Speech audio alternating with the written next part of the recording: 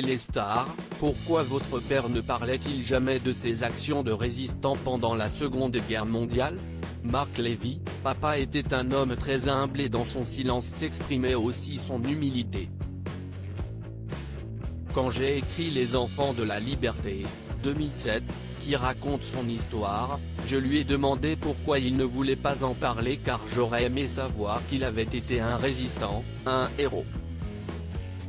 Avec un sourire, il a répliqué, « La seule chose dont je veux que tu te souviennes, c'est que j'ai été ton père. » Comment avez-vous réagi à ces propos? Je n'ai pas compris tout de suite. Mais plus tard, il m'a dit, la vraie victoire est venue longtemps après la guerre. Ils nous ont pourchassés et destitués de nos droits. Ils nous ont torturés, enfermés, assassinés.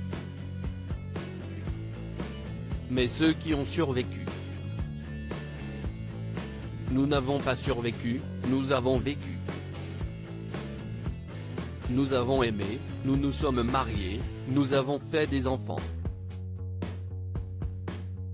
C'est ça, la vraie victoire.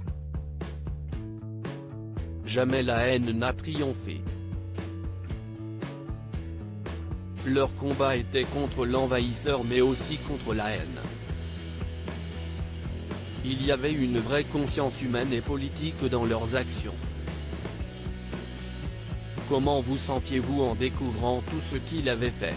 Impressionné, admiratif, ému. Quand je menais les recherches pour mon livre, émotionnellement, c'était difficile de mettre en scène un personnage qui était mon père, qui avait l'âge qu'avait alors mon fils aîné. Décrire la souffrance, la faim, la torture, l'emprisonnement, la peur, le désespoir. Plus d'une fois, j'ai été dévasté parce que je n'imaginais pas qu'il avait autant souffert. Parce que tout à coup, je comprenais l'origine d'une de ses cicatrices.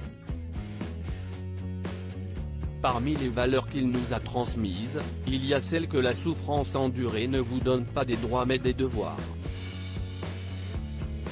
Notamment le devoir de protéger tout autre à venir de la souffrance que vous avez vous-même subie.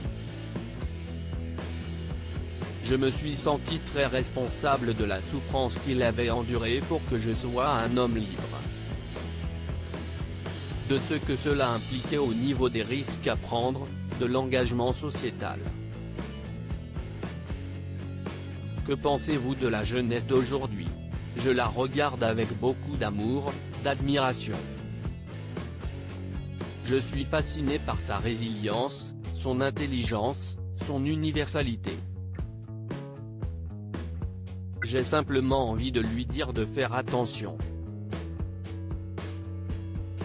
Le plus grand mensonge de ces 20 ou 30 dernières années est de nous faire croire que la démocratie est acquise. Que les gens trouvent qu'ils ont mieux à faire que d'aller voter est un signe d'une grande maladie de la démocratie. Il faut que cette jeunesse se soucie de cette démocratie qui est si fragile. Quand je vois mon fils cadet de 10 ans, je n'ai aucune certitude qu'il vivra sa vie entière dans une démocratie.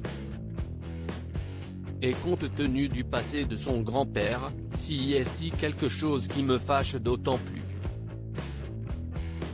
Le nouveau livre de Marc Lévy, Le crépuscule des fauves, paraît le 2 mars aux éditions Robert Laffont.